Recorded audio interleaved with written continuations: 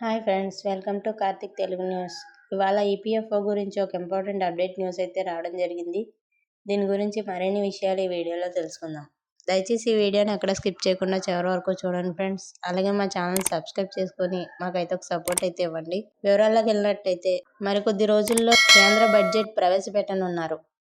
ఆర్థిక మంత్రి నిర్మలా సీతారామన్ ఫిబ్రవరి 1న ప్రవేశపెట్టనున్న బడ్జెట్లో కీలకమైన ప్రకటనలు వెలువడనున్నాయి. ముఖ్యంగా ఈపీఎఫ్ ఖాతాదారులకు ప్రయోజనం కలగనుంది. కనీస పెన్షన్ పెంచవచ్చు. ఈపీఎఫ్ఓ సభ్యులకు పెన్షన్ అందించేందుకు ఉద్యోగుల పెన్షన్ స్కీమ్ 1995లో ప్రారంభమైంది.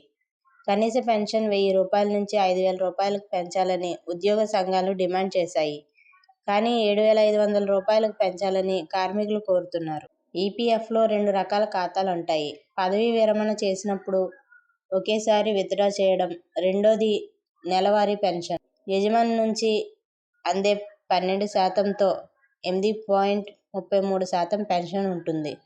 ఉద్యోగుల జీతం నుంచి ప్రతి నెల 12% పీఎఫ్ ఖాతాకు చేరుతుంది. ఇందులో 3.67% పెన్షన్ స్కీమ్కు జమ అవుతుంది.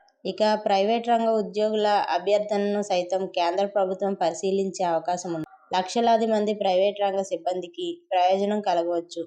కనీస పెన్షన్ను రూ.5000 చేయాలని కార్మిక సంఘాలు సూచించాయి. ఈపీఎస్ ఉద్యోగులు జనవరి 10వ తేదీన కేంద్ర ఆర్థిక మంత్రి నిర్మలా సీతారామన్తో భేటీ అయ్యారు. ఈపీఎఫ్ఓ కనీస పెన్షన్ పెంపు, డీఏ పెంపు, 8వ వేతన సంఘం ఏర్పాటు, పెన్షనర్ల భార్యలకు ఉచిత వైద్యం అందించాలనేది ప్రతిపాదనలో ఉన్నాయి.